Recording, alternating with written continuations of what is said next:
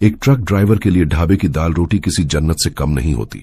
पर क्या हो जब उस दाल में आपको किसी इंसान के बाल मिले, और यह हर बार हो। यह कहानी उसी एक ढाबे की है जहां चूल्हे पर सिर्फ दाल नहीं बल्कि कोई भयानक राज पक रहा था। मेरा नाम अर्जुन है, हरियाणा का रहने वाला एक जाट जिसकी दुनिया पिछले 10 साल से इसी ट्रक के केबिन में सिमटी हुई है। मैं दिल्ली से केमिकल के टैंकर भरकर गुजरात के कांडला पोर्ट तक ले जाता हूं। मेरा रास्ता राजस्थान के तपते हुए रेगिस्तान से होकर गुजरता है। यह रास्ता जितना खूबसूरत है उतना ही खतरनाक भी। यहां दिन में लू चलती है और रात में कहानियां चलती हैं। ड्राइवरों के बीच एक ढाबे की कहानी बहुत मशहूर थी। बाडरमेर से करीब 50 किलोमीटर आगे हाईवे पर एक बिल्कुल वीरान जगह पर एक छोटा सा कच्चा ढाबा था। नाम था मां का ढाबा। कहते थे कि उस ढाबे की पंचरतन दाल का स्वाद ऐसा है कि जो एक बार खा ले वो उंगलियां चाटता रह जाए। पर उस ढाबे के साथ एक अजीब और घिनौनी बात भी जुड़ी हुई थी। हर कोई कहता था कि वहां की दाल में हमेशा एक लंबा काला इंसानी बाल जरूर मिलता है, हमेशा, चाहे आप कितनी भी साफ सफाई से बनवा लो। कुछ ड्राइवर इसे नजरअंदाज कर देते, स्वाद के आगे सब भूल जाते, पर कुछ पुराने ड्राइवर वहां रुकने से भी डरते थे। वो कहते थे कि यह कोई मामूली बात नहीं है, यह एक इशारा है, एक अशगुन। मेरे लिए यह सब बकवास थी। मैं प्रैक्टिकल आदमी था। बाल ही तो है, निकाल कर फेंक दो, मैं सोचता। एक रात मैं कांडला से वापस दिल्ली लौट रहा था। मेरा टैंकर खाली था और मुझे कोई जल्दी नहीं थी। रात के करीब 11 बज रहे थे। मैं बाडरमेर पार कर चुका था और मुझे जोर की भूख लगी थी। तभी मुझे दूर एक अकेली टिमटिमाती हुई लालटेन दिखी। मां का ढाबा। चलो आज इस मशहूर दाल का स्वाद चख ही लिया जाए, मैंने सोचा और अपना ट्रक ढाबे के सामने रोक दिया। ढाबा बिल्कुल वैसा ही था जैसा सुना था। कच्ची दीवारों और छप्पर की छत वाला एक छोटा सा कमरा। बाहर 2-3 पुरानी चारपाइयां पड़ी थीं। ढाबे पर मेरे अलावा और कोई नहीं था। चूल्हे के पास एक बहुत ही बुरी औरत बैठी रोटियां सेंक रही थी। उसकी कमर झुककर कमान जैसी हो गई थी। चेहरे पर इतनी झुर्रियां थीं कि उसकी उम्र का अंदाजा लगाना मुश्किल था। और उसके सफेद बाल, बिल्कुल सफेद पर लंबे और घने थे, जिनका उसने एक बड़ा सा जूरा बना रखा था। आओ बेटा, उसने मुझे देखकर एक बहुत ही कमजोर पर ममता भरी आवाज में कहा। बहुत रात कर दी। उसकी आवाज में कुछ ऐसा था कि मुझे अपनी मां की याद आ गई। हाँ मां जी, मैंने एक चारपाई पर बैठते हुए कहा। बस एक प्लेट दाल और 2 रोटी दे दो। उसने बिना कुछ कहे एक थाली में गर्मा गर्म दाल, घी से चुपड़ी रोटी और साथ में प्याज का सलाद लाकर मेरे सामने रख दिया। दाल की खुशबू वाकई में लाजवाब थी। मैंने पहला निवाला मुंह में रखा और सच में मैं अपनी सारी थकान भूल गया। ऐसी स्वादिष्ट दाल मैंने अपनी जिंदगी में कभी नहीं खाई थी। मैं मजे से खाना खा रहा था कि तभी मेरी नजर दाल की कटोरी पर पड़ी। वही एक लंबा काला बाल दाल में तैर रहा था। एक पल के लिए मुझे घिन आई, पर फिर मैंने सोचा बुरी औरत है, गलती हो गई होगी। वह मैंने चुपचाप उस बाल को निकाला और चारपाई के नीचे फेंक दिया। मैं खाना खाता रहा, पर जब मैंने दाल में दूसरी बार चम्मच डाला तो उसके साथ एक और बाल बाहर आया। अब मुझे थोड़ा अजीब लगा। मैंने उस बाल को भी निकाला और फेंक दिया, पर अब मेरी भूख मर चुकी थी। क्या हुआ बेटा, खाना अच्छा नहीं लगा? उस बुरी औरत ने पूछा। नहीं मां जी, बहुत अच्छा है, मैंने झूठ कहा। बस पेट भर गया। मैं पैसे देने के लिए उठा। पैसे रहने दे बेटा, उसने कहा। तू मेरा मेहमान है। मैं उसकी बात सुनकर हैरान रह गया, पर मैंने ज्यादा बहस नहीं की और उसे धन्यवाद कहकर वापस अपने ट्रक की तरफ चल पड़ा। मैं केबिन में आकर लेटने ही वाला था कि मुझे एहसास हुआ कि मैं अपना पानी का बोतल ढाबे पर ही भूल आया हूं। मैं वापस ढाबे की तरफ गया, पर जैसे ही मैं ढाबे के पास पहुंचा मैं ठिठक गया। अंदर से किसी के रोने की आवाज आ रही थी, एक जवान लड़की के सिसक सिसक कर रोने की आवाज। मैं हैरान हो गया। ढाबे में तो सिर्फ वो बुरी औरत थी। यह लड़की कौन है? मैंने चुपके से छप्पर की दीवार में बने एक छेद से अंदर झांका और जो मैंने देखा उसने मेरी आत्मा को कंपा दिया। अंदर वो बुरी औरत नहीं थी। चूल्हे के पास एक जवान खूबसूरत लड़की बैठी थी। उम्र यही कोई 20-22 साल होगी और वो अपने लंबे काले घने बालों को एक धारदार चाकू से काट रही थी। वो रोती जा रही थी और अपने सुंदर बालों को बेरहमी से काट काट कर सामने उबल रही दाल की पतीली में फेंकती जा रही थी। यह क्या हो रहा था? यह वही लड़की थी क्या जो अभी एक बुरी औरत के रूप में थी, या कोई और वो अपने बाल दाल में क्यों डाल रही थी? मैं इतना डर गया कि मेरे मुंह से एक हल्की सी चीख निकल गई। आवाज सुनकर वो लड़की एक पल में रुक गई। उसने धीरे धीरे अपना सिर उठाया और सीधा उसी छेद की तरफ देखा जहां से मैं झांक रहा था। उसकी आंखें, वो आंसुओं से भरी हुई थीं, पर उनमें दुख नहीं, एक भयानक खूनी गुस्सा था। और उसके होंठ, वो मुस्कुरा रहे थे, एक ऐसी मुस्कान जो किसी इंसान की नहीं हो सकती थी। उस लड़की की खौफनाक मुस्कान और गुस्से से भरी आंखों ने मेरे जिस्म से जान निकाल दी थी। मैं समझ गया था कि यह कोई आम ढाबा नहीं है और वो कोई आम लड़की नहीं। मैं पीछे मुड़ा और बिना कोई आवाज किए दबे पांव अपने ट्रक की तरफ भागा। मेरा दिल मेरे सीने में किसी ढोल की तरह बज रहा था। मैं बस जल्द से जल्द उस मनहूस जगह से दूर चले जाना चाहता था। मैं कांपते हाथों से अपने ट्रक का दरवाजा खोल ही रहा था कि मुझे अपने पीछे किसी की मौजूदगी का एहसास हुआ। मैंने हिम्मत करके पीछे मुड़कर देखा। ढाबे के दरवाजे पर वो लड़की खड़ी थी। उसके हाथ में वही खून सना चाकू था और उसके कटे हुए बाल उसके चेहरे पर बिखरे हुए थे। वो बस खामोशी से मुझे घूर रही थी। मैंने एक पल भी नहीं गनवाया। मैं उछलकर केबिन में चढ़ा, चाबी घुमाई और ट्रक को वहां से भगा ले गया। मैंने रियर व्यू मिरर में देखा, वो अब भी वहीं खड़ी थी, एक मूर्ति की तरह।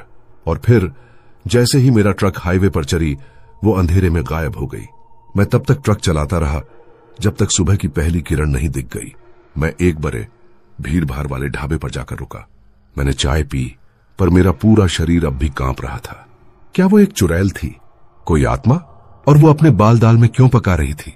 क्या वो खाना वो लोगों को खिलाने के लिए था या किसी और मकसद के लिए? इन सवालों ने मुझे पागल कर दिया। मैंने फैसला किया कि मैं इस राज का पता लगाकर रहूंगा। यह सिर्फ मेरे डर की बात नहीं थी। वो ढाबा हाईवे पर था और न जाने कितने और ड्राइवर मेरी तरह वहां रुकते होंगे। मैंने अपनी छानबीन शुरू की। मैं उस इलाके के दूसरे ढाबों और गांवों में गया, मां का ढाबा और उस बुरी औरत के बारे में पूछने लगा। ज्यादातर लोग उस ढाबे को बालों वाली चुड़ैल का अड्डा कहकर बात करने से भी डरते थे, पर एक बहुत पुराने ट्रक ड्राइवर हरनाम सिंह ने मुझे वो कहानी सुनाई जिसने मेरे होश उद्धा दिए। बेटा, वो कोई चुड़ैल नहीं है, उन्होंने एक गहरी सांस भरते हुए कहा। वो एक बदनसीब लड़की है, या जो कुछ भी अब उससे बचा है। उसका नाम था गौरी। उन्होंने बताया कि यह आज से करीब 5 साल पुरानी बात है। गौरी उसी ढाबे के पास वाले एक छोटे से गांव की लड़की थी। वो बहुत सुंदर थी और उसके बाल पूरे इलाके में मशहूर थे, घुटनों तक लंबे काले रेशमी बाल। उसकी शादी तय हुई थी, हरनाम ने बताया, पर शादी से कुछ दिन पहले हाईवे पर काम कर रहे कुछ मजदूरों की गंदी नजर उस पर पड़ गई। वो लोग राक्षस थे, इंसान नहीं। एक रात जब वो पास के कुएं पर पानी भरने गई तो उन्होंने उसे अकेला पाकर पकड़ लिया। हरनाम की आवाज भर्रा गई। उन्होंने उसके साथ बहुत बुरा सलूक किया और फिर यह सोचकर कि वो उन्हें पहचान गई है, उन्होंने उसी के लंबे बालों से उसका गला घोंटकर उसे मार डाला और उसकी लाश को ढाबे के पीछे ही एक सूखे कुएं में फेंक दिया। यह सुनकर मेरा खून खौल उठा। पुलिस ने कभी उन दरिंदों को पकड़ा? मैंने पूछा। हरनाम हंसा, एक दुख भरी हंसी। पुलिस? बेटा, वो मजदूर एक बहुत बड़े ठेकेदार के आदमी थे। केस को दबा दिया गया। गौरी के गरीब मां बाप ने बहुत कोशिश की, पर उनकी किसी ने नहीं सुनी। कुछ महीनों बाद वो भी गांव छोड़कर कहीं चले गए। और वो ढाबा गौरी के मां बाप का ही था। हरनाम ने एक और बम फोड़ा। उस रात के बाद वो ढाबा बंद हो गया, पर कुछ ही महीनों बाद ड्राइवरों ने देखा कि ढाबा रात में अपने आप खुल जाता है और एक बूढ़ी औरत वहां दाल बाटी बनाती है। पर कुछ लोग कहते हैं कि वो बूढ़ी औरत नहीं, गौरी ही है जो दुख और गम में बुरी दिखने लगी है। अब मुझे सब कुछ समझ आ रहा था। वो दाल में मिलने वाले बाल, वो कोई गलती नहीं थी, वो गौरी का संदेश था। वो हर ड्राइवर को, हर मुसाफिर को अपने उन बालों की कहानी बताना चाहती थी जो उसकी खूबसूरती भी थे और उसकी मौत का कारण भी बने। पर वो किसी को नुकसान तो नहीं पहुंचाती? मैंने पूछा। आज तक तो नहीं, हरनाम ने कहा। बस वो खिलाती है और रोती है। पर कहते हैं कि वो अपने कातिलों को खोज रही है और जिस दिन वो उसे मिल गए उस दिन इस रेगिस्तान में खून की नदी बहेगी। यह कहानी सुनकर मेरे मन में गौरी के लिए एक गहरी हमदर्दी पैदा हो गई। वो एक शैतान नहीं, एक पीड़ित थी, एक आत्मा जो इंसाफ के लिए भटक रही थी। पर मैं क्या कर सकता था? 5 साल पुराना केस था। वो मजदूर न जाने अब कहां होंगे। मैं इसी सोच में डूबा हुआ था। मैंने कुछ दिन आराम किया और फिर वापस अपने काम पर लग गया। 1 हफ्ते बाद मैं फिर से उसी रूट पर था। इस बार मैं दिन में ही मां का ढाबा के पास से गुजर रहा था। दिन में वो जगह बिल्कुल वीरान थी। ढाबा बंद था और टूटा फूटा लग रहा था, पर मेरी नजर ढाबे के पीछे उस सूखे कुएं पर पड़ी जिसके बारे में हरनाम ने बताया था। मैं खुद को रोक नहीं पाया। मैं ट्रक रोककर उस कुएं की तरफ बढ़ा। कुआं बहुत गहरा था और सूखी कंटीली झाड़ियों से ढका हुआ था। मैंने हिम्मत करके अंदर झांका। अंदर घना अंधेरा था, पर मुझे एक अजीब सी सरी हुई गंध आई और तभी कुएं की गहराई से मुझे किसी के खुरचने की आवाज आई, जैसे कोई अपने नाखूनों से पत्थर खुरच रहा हो। मेरा दिल दहल गया और फिर उस अंधेरे में से धीरे धीरे एक साया ऊपर उठने लगा। एक इंसानी साया, पर उस साये का सिर नहीं था। वो एक बिना सिर वाला लंबा साया था जो धीरे धीरे कुएं की दीवार पर चढ़ता हुआ मेरी तरफ आ रहा था। कुएं से निकलता वो बिना सिर का साया किसी भी इंसान के होश उड़ाने के लिए काफी था। मैं चीखना चाहता था, पर मेरे गले में आवाज जम गई थी। वो साया धीरे धीरे पर लगातार मेरी तरफ बढ़ रहा था।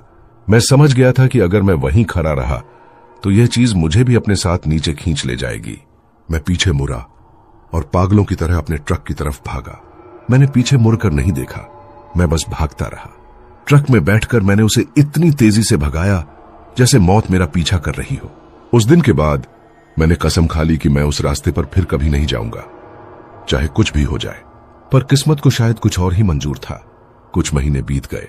मैं दूसरे रूटों पर ट्रक चला रहा था। मैं धीरे धीरे उस खौफ को भुलाने की कोशिश कर रहा था। एक दिन मुझे ट्रांसपोर्ट कंपनी के मालिक ने अपने ऑफिस में बुलाया। अर्जुन, एक बहुत ही जरूरी और बड़ा कंसाइनमेंट है, उन्होंने कहा। यह तुम्हें कल ही बाड़मेर के पास एक नई बन रही फैक्ट्री तक पहुंचाना है। तुम्हें मुंहमांगी कीमत मिलेगी। बाड़मेर, यह नाम सुनते ही मेरा दिल बैठ गया। साहब, मैं उस रूट पर नहीं जा सकता। मैंने मना करने की कोशिश की। क्यों? मालिक ने गुस्से में पूछा। यह कंपनी का सबसे बड़ा प्रोजेक्ट है, तुम्हें जाना ही होगा। मैं बुरी तरह फंस चुका था। अगर मैं मना करता तो मेरी नौकरी चली जाती और मुझे अपनी बहन की शादी के लिए पैसों की सख्त जरूरत थी। भारी मन से मैं उस सफर के लिए तैयार हो गया। इस बार मैंने फैसला किया कि मैं मां का ढाबा से मीलों दूर रहूंगा। मैं अगले दिन माल लेकर निकला। मैं दिन भर चलता रहा ताकि मैं रात होने से पहले ही उस इलाके को पार कर जाऊं, पर मेरी किस्मत खराब थी। बाड़मेर से कुछ किलोमीटर पहले ही मेरे ट्रक का इंजन खराब हो गया। मैं बीच रेगिस्तान में सुनसान हाईवे पर फंस गया। मोबाइल में भी नेटवर्क नहीं था। घंटों बीत गए, कोई मदद के लिए नहीं आया। रात घिरने लगी और फिर रात के करीब 11 बजे मुझे दूर वो टिमटिमाती हुई लालटेन दिखी। मां का ढाबा। मैं जानता था कि यह एक जाल है। वो मुझे बुला रही थी। मेरे पास कोई चारा नहीं था। या तो मैं यहीं ठंड में ठिठुर कर मरूं या फिर उस ढाबे पर जाकर मौत का सामना करूं। मैंने दूसरा रास्ता चुना। मैं कांपते हुए उस ढाबे की तरफ बढ़ा। ढाबा बिल्कुल वैसा ही था। वही चारपाइयां, वही तंदूर, वही दाल की खुशबू। पर आज ढाबे पर कोई नहीं था। न वो बूढ़ी औरत, न वो जवान लड़की। ढाबा बिल्कुल खाली था, पर चूल्हे पर दाल की पतीली रखी थी और वो धीरे धीरे उबल रही थी। ऐसी जगहों की तलाश करता था। मैंने डरते डरते जो रहस्यमय कोई जवाब नहीं आया। अलौकिक मैं अंदर माने गया जाते थे और मैंने जो देखा उससे मैं हैरान रह भारत के गया। ढाबे की कच्ची दीवार पर कोयले से और किसी ने एक नक्शा बनाया हुआ था। वो ढाबे के आसपास के इलाके का नक्शा था और उसमें उस सूखे कुएं को घेरा गया था और कुएं के पास एक और जगह पर घेरा था जहां लिखा था ठेकेदार का कैंप और नक्शे के नीचे एक लाइन लिखी थी, सिर। नंबर 33 के बारे में पता चला। अब मुझे समझ आया, ये वो बिना सिर का साया, ब्रिटिश वो अधूरा था और उसका सिर वो कहीं और था। नाम पर बने थे। यह गौरी की आत्मा का काम नहीं था, यह कोई और था। कुएं में सिर्फ गौरी की लाश नहीं थी। तभी मुझे ढाबे के पीछे से किसी के कराहने की आवाज आई। मैं उस तरफ भागा। ढाबे के पीछे जहां बर्तन धोए जाते थे वो छोटा लड़का, छोटू नहीं, वो तो दूसरी कहानी थी। यहाँ तो कोई लड़का था ही नहीं। वहाँ एक आदमी बंधा हुआ था। वो उन्हीं मजदूरों में से एक लग रहा था। उसकी बुरी तरह से पिटाई की गई थी। मैंने उसे खोला। तुम कौन हो? उसने डरी हुई आवाज में पूछा। मैं एक ट्रक ड्राइवर हूँ, पर तुम यहाँ कैसे? मुझे उसने पकड़ा है, वो हांफते हुए बोला। बिना सिर वाले भूत ने। कौन है वो? घटनाएं हुई है। वो हमारे सरदार का भूत है। उसने जो बताया उससे मेरे होश उड़ गए। हम 5 लोग थे जिन्होंने उस लड़की को मारा था। हमारा सरदार बग्गा वो सबसे बड़ा हैवान था। उसी ने उस लड़की के बालों से उसका गला घोंटा था। पर तुम लोग तो ठेकेदार के आदमी थे।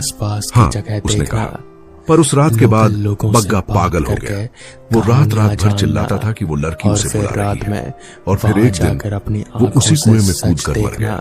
पर मरने के बाद भी उसे शांति नहीं मिली। उसकी आत्मा एक बिना सिर का भूत बन से गई। बात की, क्योंकि क्योंकि क्या? क्योंकि जब वो कुएं में कूदा तो उसका सिर एक नुकीले पत्थर से टकराकर घर से अलग हो गया था और हमारे नए सरदार राणा ने उसकी बेइज्जती करने के लिए उसके सिर को काटकर अपने साथ ले गया था। और हवा वो आज भी उस सिर को अपने कैंप में रखता है। ठंडक थे। ये कितनी भयानक घिनौनी कहानी थी। और वो तुम्हें क्यों पकड़ कर लाया? क्योंकि वो अपना सिर वापस चाहता है। उस आदमी ने रोते हुए कहा। वो हम चारों को एक एक करके मजबूर कर रहा है कि हम उसका सिर वापस लाएं। जो नहीं लाता उसे वो मार डालता है। 2 लोग पहले ही मर चुके। अगला नंबर मेरा था। अब मुझे वो नक्शा समझ आया। वो गौरी ने नहीं, बग्गा के उस बिना सिर वाले भूत ने बनाया था। वो मुझसे मदद मांग रहा था। यह एक बहुत ही अजीब स्थिति थी। एक बलात्कारी की आत्मा, एक कातिल की आत्मा। मैं एक बलात्कारी और कातिल की आत्मा की मदद कैसे कर सकता था? मेरे अंदर का इंसान मुझे ऐसा करने से रोक रहा था। पर मैं यह भी जानता था कि अगर बग्गा का भूत शांत नहीं हुआ तो वो और भी बेकसूर लोगों को मारेगा।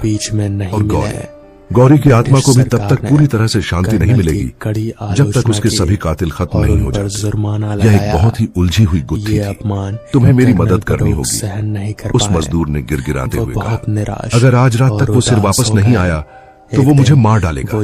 मैंने एक गहरा फैसला किया। मैं बग्गा की मदद नहीं करूंगा, पर मैं इस कहानी को खत्म जरूर करूंगा। तुम्हारा सरदार राणा, उसका कैंप कहाँ है? मैंने पूछा। उसने मुझे नक्शे पर वो जगह दिखाई। वो ढाबे से करीब 5 किलोमीटर दूर रेगिस्तान के अंदर था। ठीक है, मैंने कहा, तुम यहीं रुको, मैं उसे लेकर आता हूँ। मैं अपनी टॉर्च और ट्रक से निकाला हुआ एक पुराना भारी पाना लेकर उस कैंप की तरफ चल पड़ा। यह एक बहुत बड़ा जोखिम था। मैं अकेले कुछ खूंखार गुंडों से भिड़ने जा रहा था। रात के अंधेरे में रेगिस्तान में चलना बहुत मुश्किल था, पर मेरे दिमाग में सिर्फ गौरी का चेहरा और उस मजदूर की बेबसी घूम रही थी। करीब 1 घंटे बाद मुझे दूर कुछ टिमटिमाती हुई लाइटें दिखी। वो ठेकेदार का कैंप था। मैंने छिप कर देखा।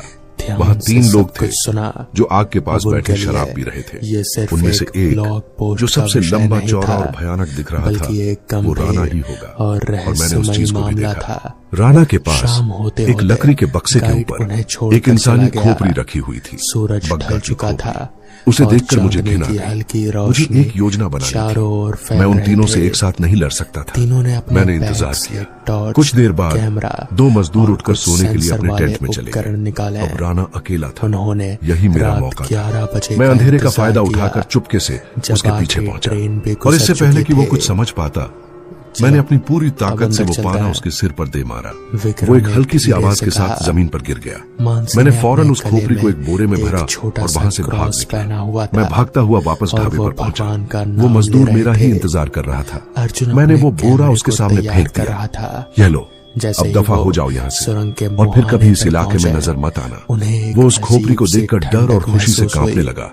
उसने मेरा शुक्रिया अदा किया और अंधेरे में गायब हो गया। अब मेरी बारी थी उस बिना सिर वाले भूत का सामना करने की। मैंने उस खोपड़ी को उठाया और उस सूखे कुएं की तरफ बढ़ा। बग्गा! मैंने कुएं में झांकते हुए चिल्लाया, मैं तुम्हारा सिर ले आया हूँ। कुछ देर खामोशी रही और फिर वही बिना सिर का साया धीरे धीरे ऊपर आने लगा। वो कुएं से बाहर निकलकर मेरे सामने खड़ा हो गया। मैंने वो खोपड़ी उसकी तरफ बढ़ाई। उसने अपनी छायादार उंगलियों से उसे छुआ और जैसे ही उसने उसे छुआ, एक भयानक चीख पूरे रेगिस्तान में गूंजी। वो खोपड़ी और वो बिना सिर का साया दोनों एक साथ जलने लगे। एक हरी भयानक आग में बग्गा की आत्मा को उसका सिर तो मिल गया था, पर उसे शांति नहीं मिली। शायद उसके पाप इतने ज्यादा थे कि उसे नर्क की आग में ही जलना था। कुछ ही पलों में वो जलकर राख हो गए। अब सिर्फ एक कातिल बचा था, वो मजदूर जो भाग गया था। और गौरी का इंसाफ अभी अधूरा था। बग्गा के भूत का अंत देखकर मेरे मन को थोड़ी शांति मिली। 2 कातिल खत्म हो चुके थे, पर अब मेरे सामने एक नई समस्या थी। वो 2 मजदूर, राणा और वो जिसे मैंने बचाया था, वो दोनों अब गायब थे। और मैं जानता था कि जब तक गौरी का हर कातिल खत्म नहीं हो जाता, उसकी आत्मा को पूरी शांति नहीं मिलेगी। मैं वापस ढाबे में आया। मैं बहुत थक चुका था। मैं एक चारपाई पर लेट गया और मेरी आंख लग गई। मैंने एक सपना देखा।